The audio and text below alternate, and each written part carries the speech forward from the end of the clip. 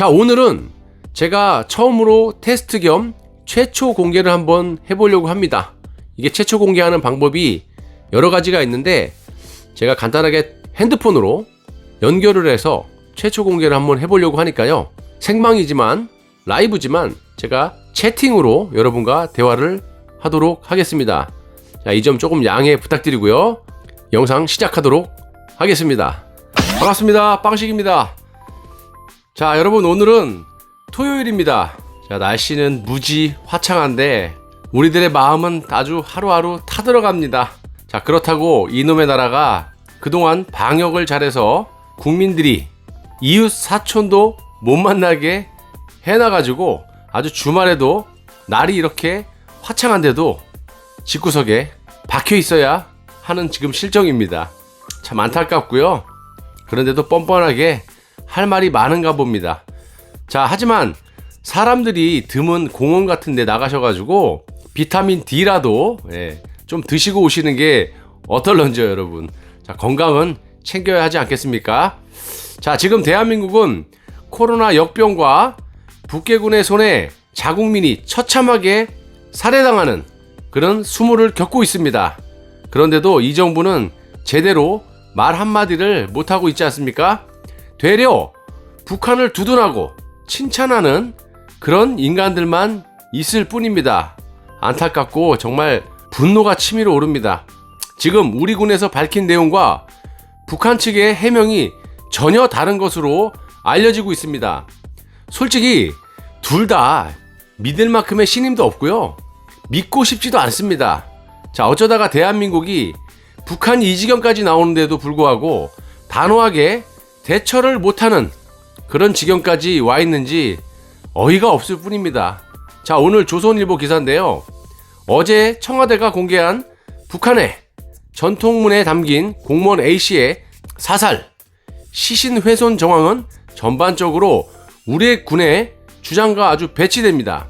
자, 우리 군은 여러분도 아시다시피 북한이 A씨를 사살하고 시신을 불태워서 훼손하는 과정에서 비인도적, 비윤리적 상황이 있었다고 말을 했습니다.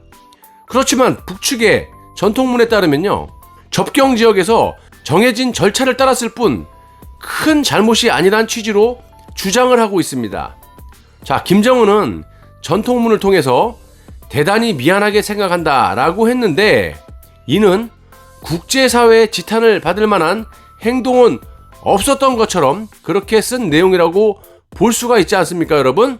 자, 이에 우리 군에서는 북한 특유의 이중 플레이라는 비판의 목소리가 나오고 있습니다. 자, 또 우리 군은 북에 대해 학살, 사살이라는 표현을 썼고 북은 그 점을 비판하는 듯이 이야기를 했지 않습니까? 자, 그런데 충격적인 사실이 나왔습니다.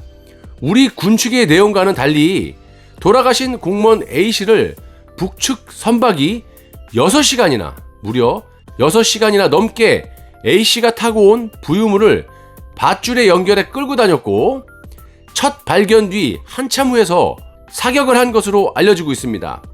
자, 그런데 북측은 이런 과정은 생략한 채 A씨가 서해 북방 한계선 NNL을 넘어오자 통상적 경고 사격을 한 것처럼 그런 식으로 설명을 했습니다.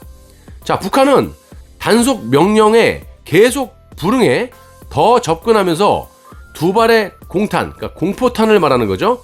공포탄을 쏘자 정체불명의 대상이, 여기서 정체불명의 대상이라는 것은 우리 공무원 A씨를 뜻하는 겁니다. 정체불명의 대상이 도주할 듯한 상황이 조성됐다면서 이에 10여 발의 총탄으로 불법 침입자를 향해 사격을 했으며 이때의 거리는 약 40에서 50m였다라고 말을 했습니다.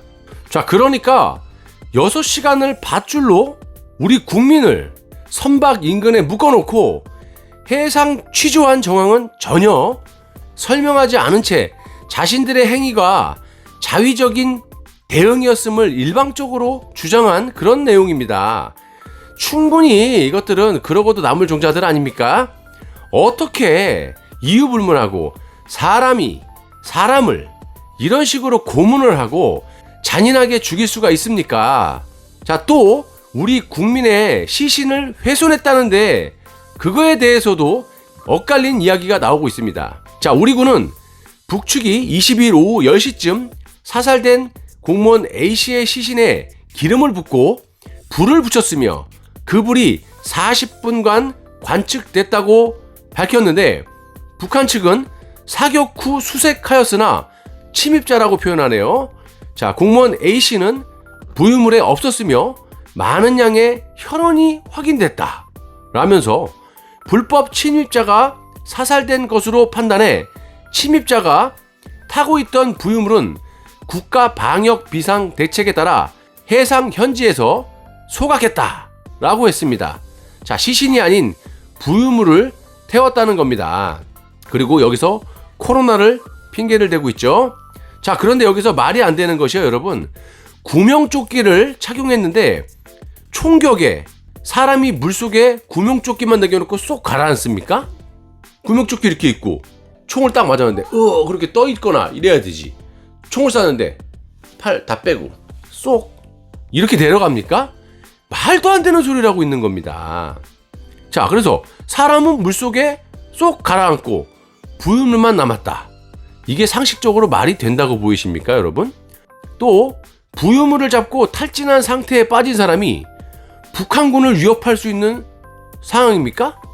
그런 상황도 아니거니와 북한의 주장은 한마디로 우리 국민을 죽인 것에 대해서 정당화하고 이를 은폐하기 위한 아주 궤변으로밖에 볼 수가 없는 겁니다.